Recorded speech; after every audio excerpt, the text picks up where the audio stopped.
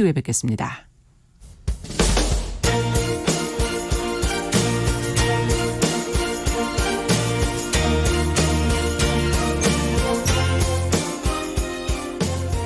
여성을 위한 시사정보 프로그램 KBS 1라디오 정용실의 뉴스 브런치.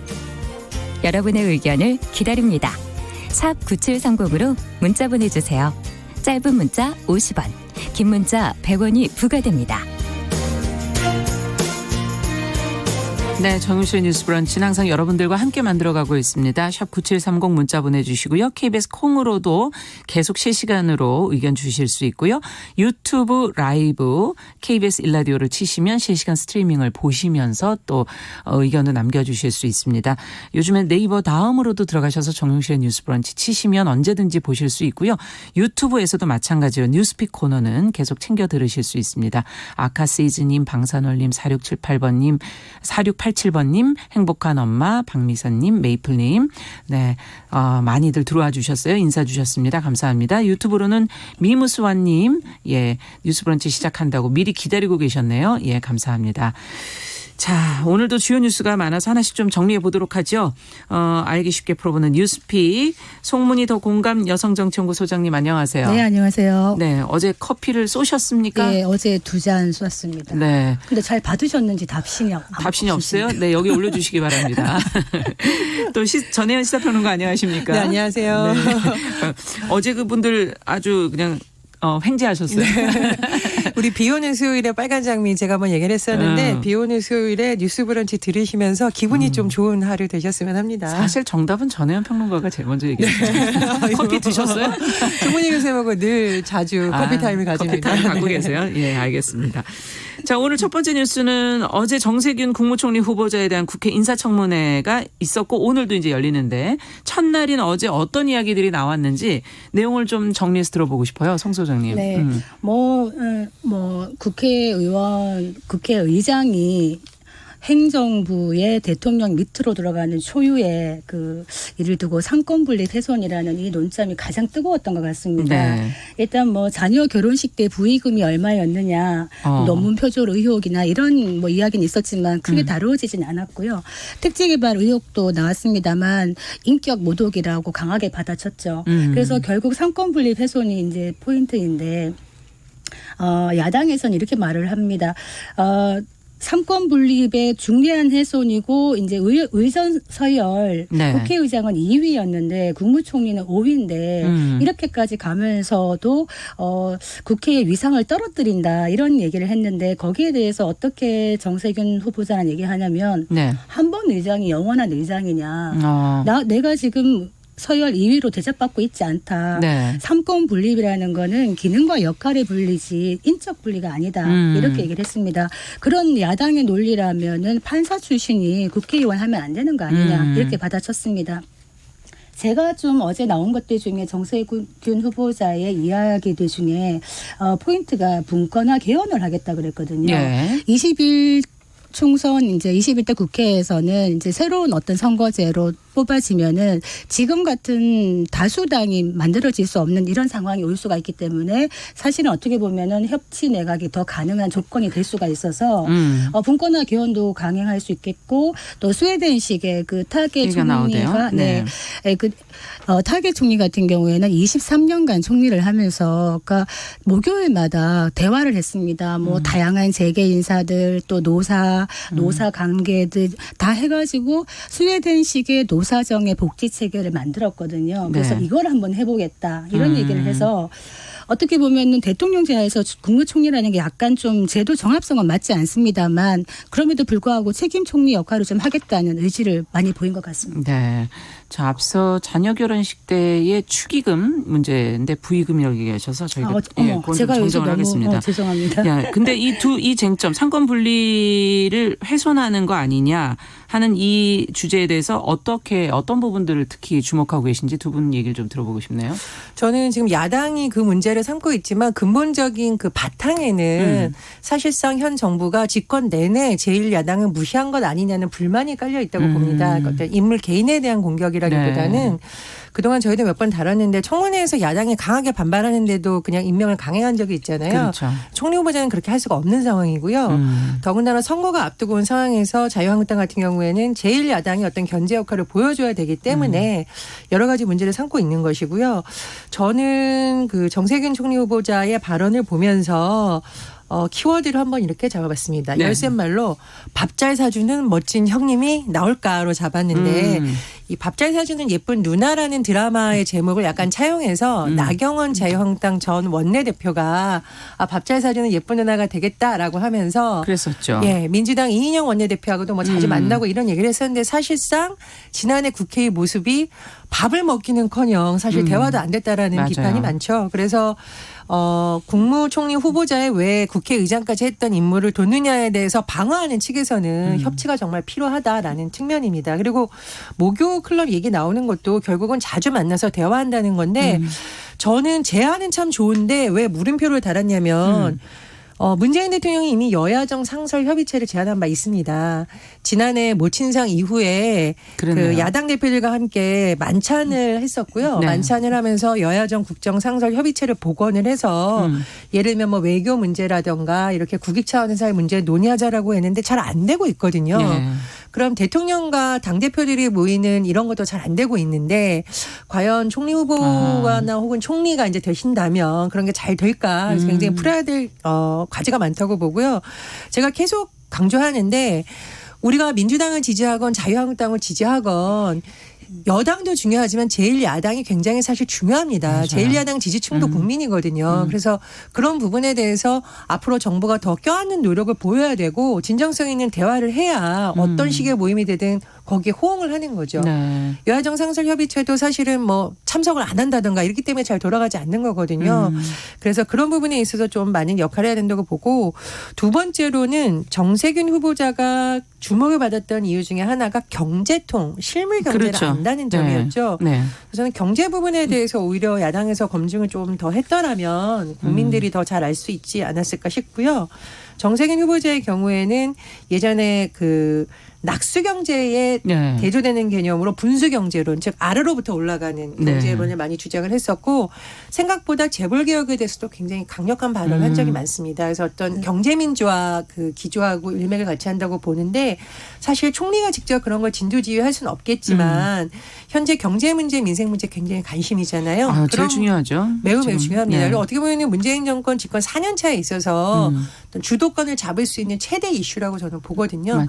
그 부분에 대해서도 오히려 야당이 좀 질문을 해서 국민들이 알 수 있는 기회를 준다면 그것도 좋은 것이라고 봅니다. 어제 발언 중에 아마 경제 관련해서는 네. 그 정 후보자의 인식을 알 수 있는 부분이 있었던 것 같아요. 그러니까 경제 민주화라는 것은 굉장히 중요하지만 결국은 분배를 하기 위해서는 경제가 먼저 성장을 해야 된다. 그래서 기업이 잘할 수 있는 환경을 만들어야 된다. 역시 경제통다운 이런 네. 인식이라서 대통령에게도 본인이 직언할 수 있는 건 하겠다라고 얘기를 했거든요. 그래서 뭐 개인적으로는 대선 출마 의지에 대해서는 그럴 가능성이 없다고 얘기한 상태에서 본인의 임기 동안에 정말 경제통으로서의 어떤 책임 총리 역할을 했으면 좋겠고 지금 뭐 상권 분립 얘기하고 협치 안 하고 있는 게 누구의 책임이냐 이런 얘기하는데 일단은 집권 여당이 사실은 무한 책임을 집니다만 그럼에도 불구하고 제1야당이나 야당들도 협력 의지가 있어야 된다. 지금 문재인 대통령께서 이번에도 사실은 야당 의원들에게 몇 차례 입각 제의를 몇 분에게 했다는 겁니다. 그럼에도 불구하고 이제 계속 이제 오지 않았기 때문에 어떻게 보면 제한된 풀에서 하는 건데 이 부분 역시 좀 아쉬움이 있는 것이 꼭 정치인이나 뭐 국회의원 중에서 장관을 해야 되는 건 아니지 그렇죠. 않습니까? 제하에 많은 어떤 언론들이 계시고 유능한 분들이 계시기 때문에 인재 풀을 좀 더 찾아보는 이런 노력은 필요하겠다 이런 생각이 듭니다. 네. 그리고 저는 어제 미래 산업에 대해서 네거티브 규제, 그러니까 사후 규제로 규제 시스템을 바꿔야 된다라는 발언이 나왔어요. 네. 지금 여야 모두 비판을 받고 있는 지점이 유권자들과 시대는 이미 4차 혁명 시대로 가고 있는데 네. 정치권은 예전에 정치적 이념만을 가지고 어떤 미래 산업에 대해서 잣대를 내는 비판이 나오고 있잖아요. 미리 그래서 준비를 좀 해야 될 텐데요. 그렇습니다. 그래서 예. 총리가 되신다면 이 모든 것을 뭐 끌고 갈 수는 없겠지만 어쨌든 입각에 강한 강력한 의견을 낼 수 있는 자리이기 때문에 4차 산업이라든가 IT 산업 그리고 뭐 많은 국민들이 관심을 지고 있는 신산업에 대해서도 좀 정부가 앞으로 더 많이 신경을 썼으면 합니다. 네. 지금 7348번님께서 일을 하면서 지금 늘 듣고 계시다 그럽니다. 뉴스로 인해서 세상 살아가는 정보를 알게 해주셔서 고맙다고 이렇게 의견을 주셨네요. 자, 두 번째 뉴스는 저희가 이제 공직자가 직무 수행 중에 공익과 사익이 충돌하는 그런 상황에서 지켜야 할 행동의 어떤 기준을 담은 공직자의 이해 충돌 방지 법안 제정안이 어제 이제 국무회의에서 의결이 됐거든요. 이 내용도 좀 검토를 하고 많은 분들이 좀 알고 계셔야 될 것 같아서요. 부패를 방지하는 우리가 왜 그 부패방지법이라고 얘기하는 네. 김영란법의 원래 원안에는 공직자의 이해충돌 방지 법안이 들어가 있었습니다. 네. 그런데 이것이 참 국회의원들 평소에는 많이 싸우는 것 같은데 이런 이해관계에 걸릴 때는 굉장히 협치가 잘 돼요. 그래서 협력이 잘 돼가지고 예. 슬그머니 빠져버렸어요. 그래서 이 법안을 처음 얘기했던 김영란 대법관조차도 이거 반쪽짜리밖에 안 된다 이런 얘기를 했을 정도로 그랬었죠. 중요한 예. 부분이 빠졌죠. 우리가 기억해 보면은 손혜원 의원 목포 투기 사건 그때 이해충돌 방지법 굉장히 얘기 많이 했습니다만 법적으로 어떻게 뭘 처벌할 수 있는 근거가 없었죠. 그리고 조국 전 장관인데 부인이 기소가 됐어. 그러면 이게 이해충돌이냐 아니냐 또 그때 논란이 많았습니다. 그래서 이번에 이것이 이제 국무회의에서 의결이 된 거죠. 그런데 문제는 이제 이 법의 내용 자체는 참 좋습니다. 공직자가 직무상 비밀을 이용해가지고 재산상 이득을 취득하면은 네. 7년 이하의 징역.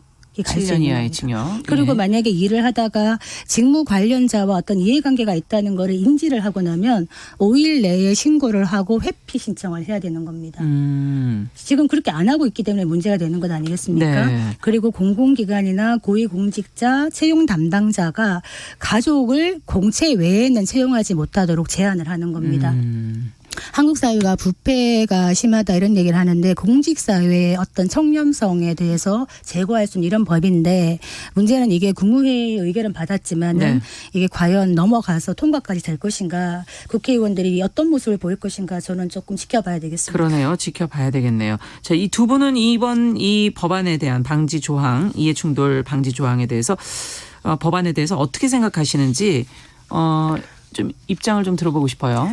일단은 행위 기준이 8가지로 딱 명시되었다는 것은 저는 좋다고 보는데요. 네. 이런 기준이 뚜렷하지 않으면 굉장히 현장에서 혼선이 일어날 수 있습니다. 그리고 처분이 내려져도 불복하는 소송으로까지 갈 수 있고 그래서 기준을 명확하게 마련해 준 네. 것은 필요하다라고 보고요.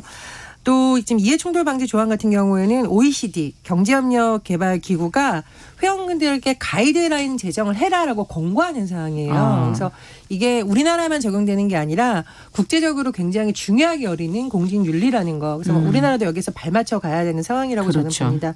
근데 다만 저는 직접적인 연관성은 없지만 이제 지역 같은 경우에는 지역이 좁다 보니까 사돈의 8촌이 뭐 빵집도 하고 식당도 하고 갈 데가 없다 이렇게 얘기 네. 나와요. 그래서 결국은 굉장히 이제 공무원분들의 고충이 있겠지만 네. 투명성을 강화해야 되니까 그런 부분도 더 조심해야 되는 걸로 보고요. 그리고 이제 제가 그냥 우스갯소리 하나 해드리자면 이거 그냥 웃자고 하는 소리입니다. 모 단체장께서 김영란법 제정 이후에 모든 저녁 식사 약속을 다 취소했다고 해요. 불필요한 오해를 사서 그렇게 될까 봐 본인부터 취소했는데 네. 집에 일찍 갔더니 사모님이 너무 싫어하더라. 그래서 인근 식당으로 갔더니 밥을 못 먹을 정도로 지역 주민들이 얼굴을 알아봐서 밥을 못 먹고 이제 민원 상담만 하신 거예요. 그래서 결국은 동네 또 체육관에 갔더니 체육관에 있는 사람들이 다 싫어하더라.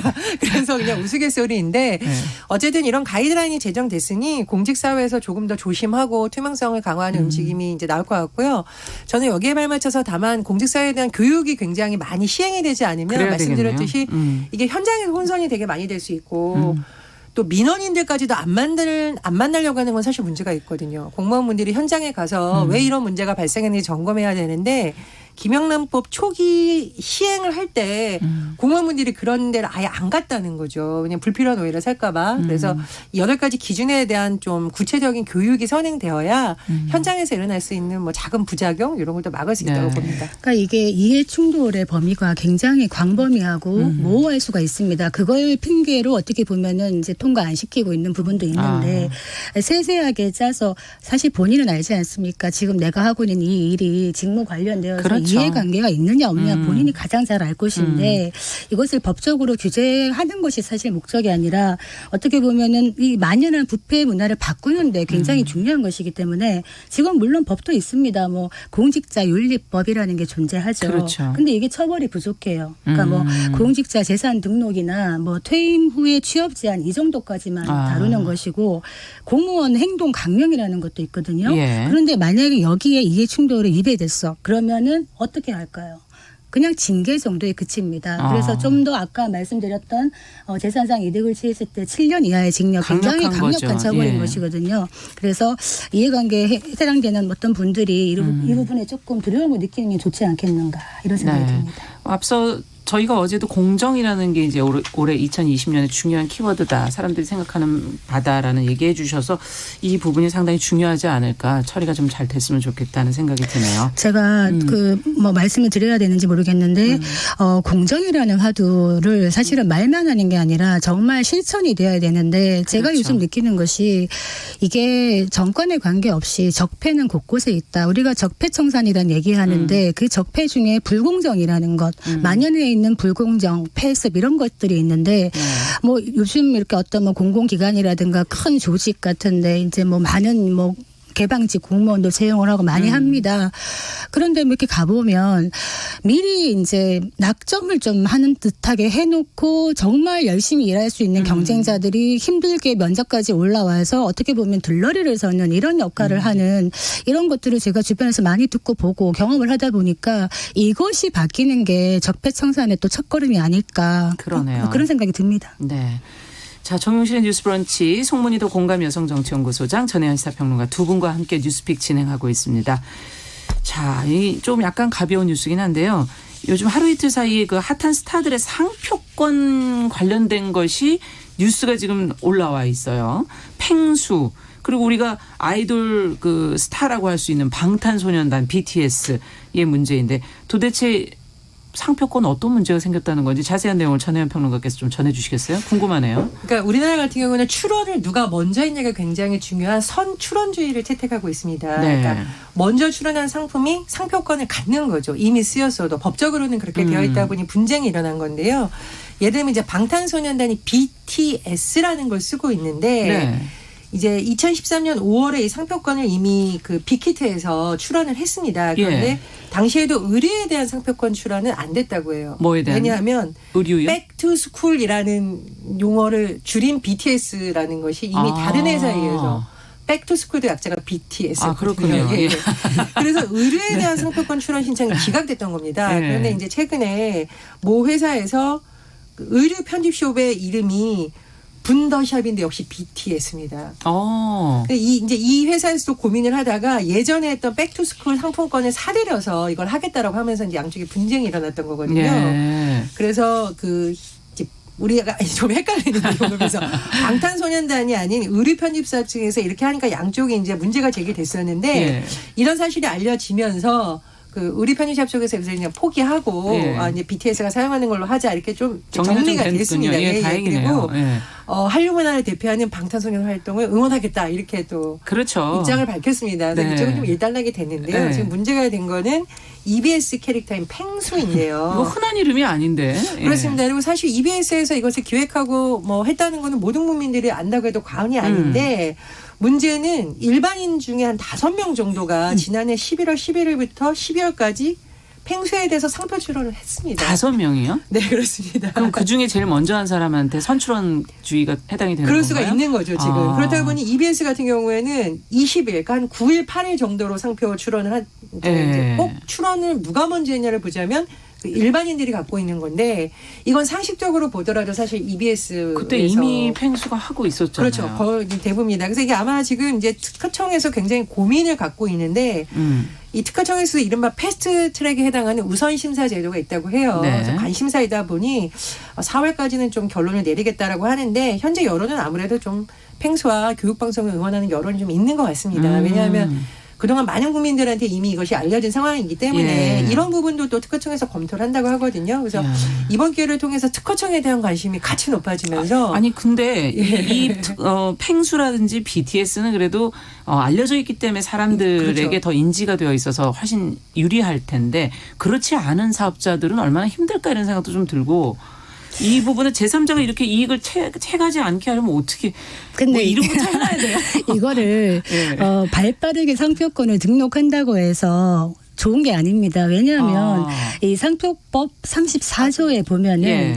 이 타인의 상품을 표시하는 것이라고 수요자들에게 널리 인식된 상표는 상표권 등록을 받을 수 없다. 이 얘기는 뭐냐면 EBS 팽수는 이미 많은 사람들이 EBS 팽수인 걸로 알고 있는데 일반인이 재빨리 가서 등록했다고 한다고 해서. 해서 안 되는 거죠. 그러니까 상표권의 남용인 겁니다. 그래서 권리가 제한되는 것이로 이 경우는 신의칙에 위반된다고 보는 겁니다. 근데 이제 우리가 특허권, 상표권 이러면 약간 생소하게 느껴지지만 맞아요. 특허권이라는 거는 배타권에 속하는 거고 상표권은 독점권입니다. 내 권리를 독점적으로 사용할 수 있는 것인데 보통 이제 상표권 출원하실 때 유의하셔야 될 게 뭐냐면은 상표권을 등록을 할 때는 브랜드를 사용하기 위한 거 아닙니까? 그렇죠. 지정 상품을 특정을 해야 됩니다. 그래서 그 상표권의 범위가 지정 상품을 특정하면은 그 상품과 동일하거나 유사한 범위까지만 상표권의 효력이 미친다는 거죠. 예. 그래서 만약에 사업이 너무 잘 돼서 추후에 사업을 확장하려고 그러면 여러 가지 상표권을 미리 생각을 해서 미리 출원을 해서 받아놔야 되는 겁니다. 그러니까 사업하시는 분들 이거 유념하시면 좋겠고요. 요즘은 세대가 바뀌다 보니까 왜 강남의 그 교보문고 앞에 가면은 신기한 건물이 있죠. 치즈처럼 구멍이 땡땡땡 나 있는 건물, 큰 건물 있습니다. 그 일명 땡땡이 건물이라고 하는데 예를 들자면 어떤 독특한 건물의 외관이라든가 아주 예쁜 카페에 갔는데 인테리어가 너무 멋지잖아요. 그거를 그냥 무작정 베끼면 안 됩니다. 그런 경우도 인테리어 내관 내부도 상표권에 등록할 수 있는 지금 그런 길이 열리고 있습니다. 굉장히 사실 다양하네요, 이제 진짜. 팽수 말고 펑수도 있어요. 갑자기 예전에 뭐 나훈아 씨 너무나 이제 뭐 이런 것처럼요. 펑수, 이제 세령이, 네. 괭수도 있습니다. 네? 괭수. 네. 근데 이제 이 세 캐릭터의 공통점은 사적인 이익을 한 것이 아니고요. 뭐 법제처라던가 지자체라던가 이런 거에서 공적인 목적을 위해서 했던 것인데 어쨌든 팽수의 팬들이 여기에 대해서 분노했는데 팽수가 연말에 파자마 어워드라는 걸 열면서 이 세 캐릭터를 모두 초청해서 다 같이 즐겁게 노는 모습을 보여줬거든요. 근데 이런 경우에는 사적인 목적이라기보다는 공적으로 대중들에게 어떤 정보를 알리거나 그렇죠. 혹은 지자체를 홍보하기 위한 차원이기 네. 때문에 좀 대중들도 너그럽게 봐준 것이거든요. 근데 이제 팽수 사건 같은 경우에는 가장 먼저 출연한 이 최 씨가 아무래도 조금 어떤 사적 목적이 있지 않느냐 이런 논란 때문에 이게 또 굉장히 관심을 끄는 것 같습니다. 그러니까 지식재산권에 대한 관념이 좀 필요하죠. 지금 중국이 이런 개념이 너무 없다. 막 베껴가지고 저희가 문제제기를 만들어낸다. 많이 이런 하죠. 얘기를 많이 하니까 중국 정부가 선제적으로 또 대응을 하고 있는 게 최근에 중국의 모 이제 그 기업이 미국 그 헐리우드의 영화사의 로고 있죠. 네. 그 제임스 본드에 나오는 그 사자 모양 그거를 무단으로 쓴 거예요. 그러니까 중국 정부가 벌금을 970억 넘게 때리면서 우리 봐라 지식재산권 잘 보호하고 있다. 국내 기업에게도 이렇게 벌을 주고 있다 이러면서 어떤 정상국가 이미지를 계속 내고 있는 거죠. 네. 자, 많은 분들이 함께 의견을 좀 주셨습니다. 8910번님, 팽수에 의한 팽수시네. 네, 항상 정말 이 법적인 그 분쟁이 많은 부분이라 저희가 한번 짚어봤습니다. 오늘 뉴스픽 전혜연 평론가, 송문희 더 공감 여성정치연구소장님 두 분과 함께했습니다. 말씀 잘 들었습니다. 감사합니다. 자, 정용실의 뉴스 브런치 듣고 계신 지금 시각 10시 31분 향해 가고 있고요. 라디오 정보센터 뉴스 듣고 오겠습니다.